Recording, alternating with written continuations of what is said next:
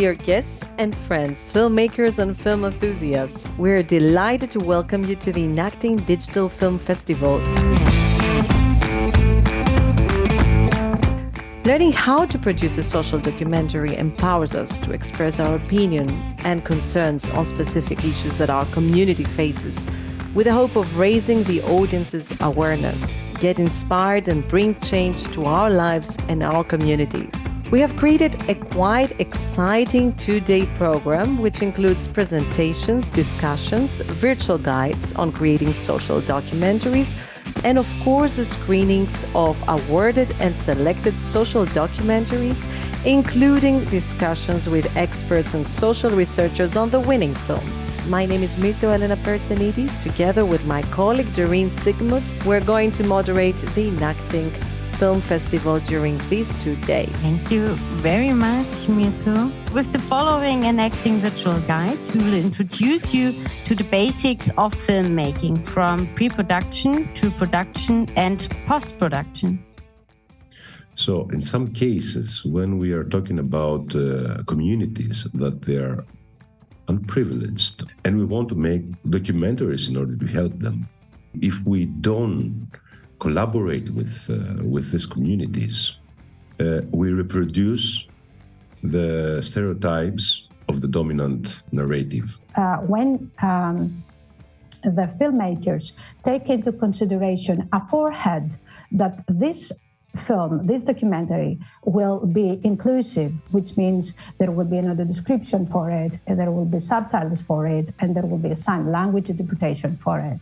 Then they will take into consideration, for example, that they have to have long pauses in order to have more information described for the deaf and hard of hearing. This world of cameras, of technology, it's scary, it's frightening, it's confusing, it seems very complex.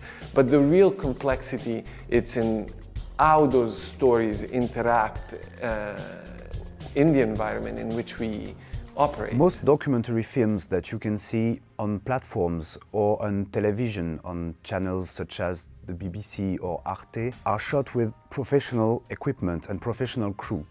But some are not. For example, Avi Mograbi from Israel often uses a webcam to film himself in his films. Harun Farouki from Germany often uses archives to make his films, video archives, but also photographic archives. Also director Malik Benjelloul from Sweden, he uses a smartphone in some of his scenes from the movie Searching for Sugar Man. So as you can see, there are many different ways to make a documentary film, to make a social documentary film, and to express your ideas and opinions. Even if I have a good pre-production, when I'm very well prepared for my films, even if the filming goes well, in the end I face a lot of challenges because things didn't happen exactly as it was planned, or things happen even more that are interesting and I would like to add them.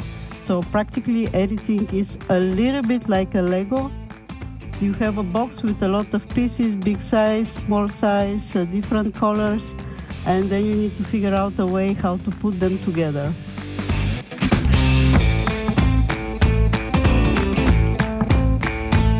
Filmmakers have given us insights into their work and what it means to be a social documentarian.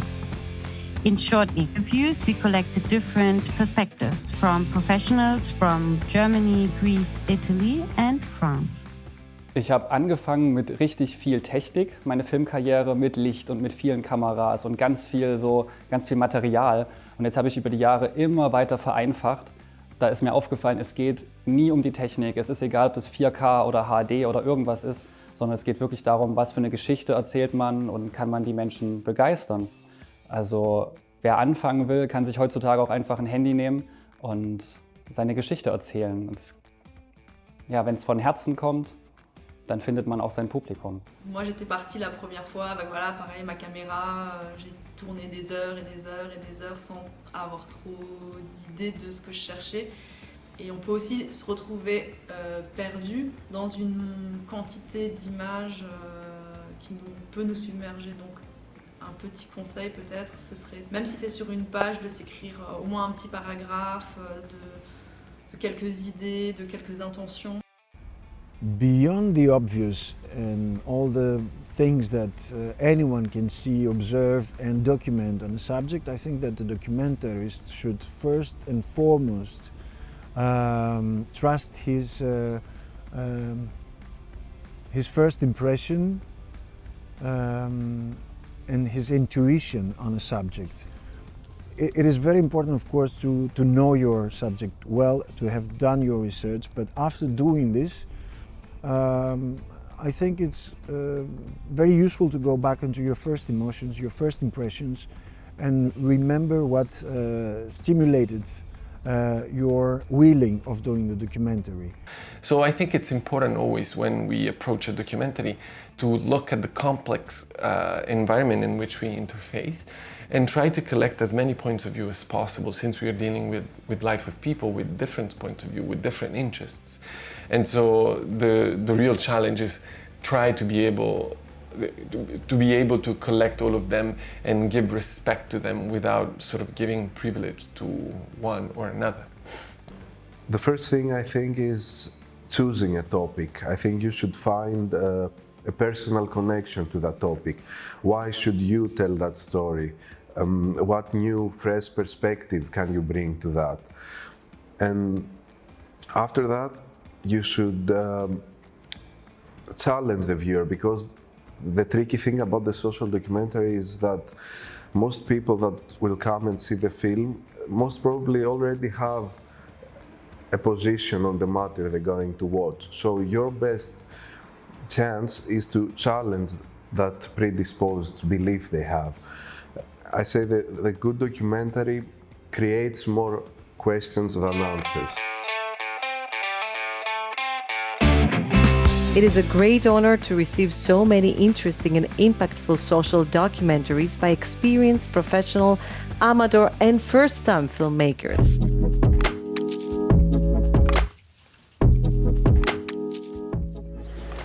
Ma mère venait d'Algérie, mon père de Tunisie, toute ma famille. Mon grand-père il a connu la guerre d'Algérie et personne n'en parle. Pourquoi on n'en parle pas?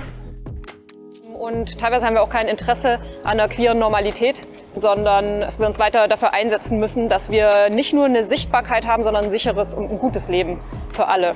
Che il mondo non cambi e che le persone continuino a discriminare qualcuno senza un valido motivo e quindi facendo vivere la vita di una persona in modo veramente brutto. Ξέρετε να μου πείτε τι είναι η αισθητική αγωγή?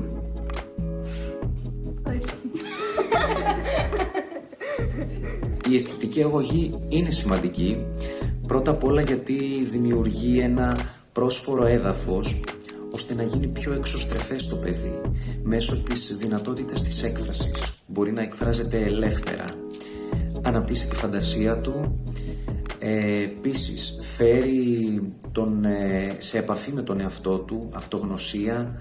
Let's take a deeper look at how this can be this in under 2 weeks. First things first, you grow this cute little crop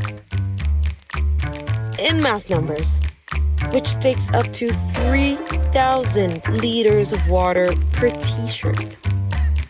We harvest it only for the sake of this fluffy ball.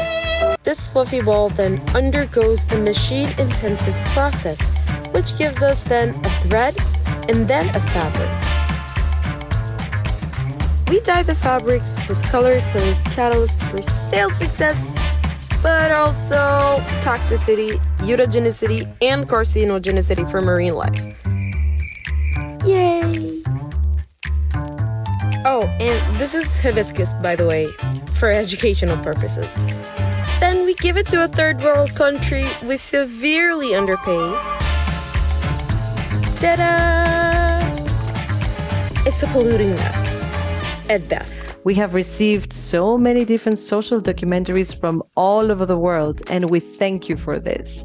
We'd like to thank all of you that have followed the Enacting Online course and those who have submitted your social documentaries.